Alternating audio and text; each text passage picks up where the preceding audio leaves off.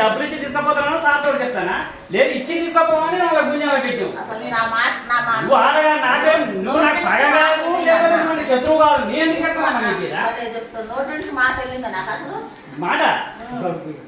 అంటే నేనే పెదవాను అనుకుంటాను ఇక నేనే అట్లా నువ్వు సార్ నీకు ఈ విషయం కూడా ఇంతకుముందు చెప్పినా 2 days వరకు ముచ్చట్లు చెప్తారన్న కూడా చెప్తా అది కూడా చెప్తా నీ చెప్తా నీ మంచి కోసం నాకేం రాదని ఇప్పుడు కూడా చెప్తాను నీ మంచి కోసం చెప్తాను నన్ను అపార్థం చేసుకుంటా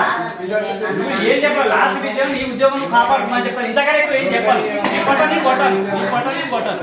ఇంతకంటే ఎక్కువ ఏం చెప్పాను నీ పొట్ట నీ కొట్టాను ఒక్క మాటగా కొన్నాను నీ ఏ వీడియో ప్రమాణం చేస్తా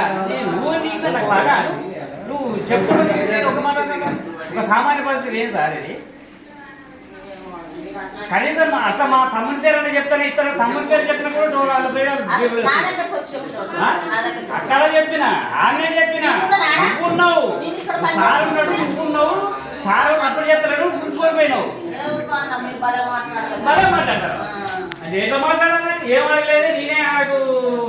దాసుకోమని చెప్పిన నాకు వద్దని చెప్పాను చెప్పనా రిసీవ్ తర్వాత ఎవరికి ఇవ్వాలి పేపర్లు మరి ఎందుకు లోపల పెట్టినావు ఎందుకు పోతాడు బయటికి ఎట్లా పోతాడు ఆ పేపర్ అక్కడ ఉన్నానా బయటకు వెళ్ళిన సార్ తోటి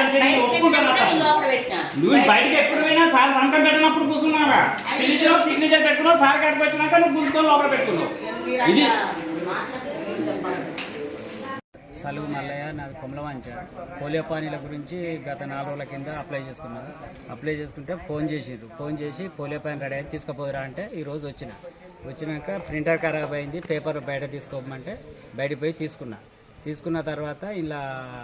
సంతకం పెట్టండి రిజిస్టర్ సంతకం పెట్టినాక డీటీ సార్ ఏమన్నా ఖర్చులకు డబ్బులు లేవా అన్నాడు సార్ నా దగ్గర రూపాయలు లేదు సార్ అంటే ఇవ్వాలి కదా అందరు ఇస్తారు కదా అన్నాడు లేదు సార్ అంతకైతే నేను తీసుకుపోయి రేపు తెత్తంటే లేదంటే ఇచ్చి తీసుకోపోమ్మా అన్నది ఇచ్చి తీసుకోపోమ్మని గుంజుకొని బ్యూరోలో పెట్టింది అందులో అటెండర్ అదే సంగతి 4,000 డిమాండ్ చేసి దేనికోసం పోలియో పానీల గురించి కంపల్సరీ ఇవ్వాల్సిందే అందరు ఇస్తారు నువ్వెందుకు ఇవ్వవు అని గుంజుకొని బ్యూరోలో పెట్టాడు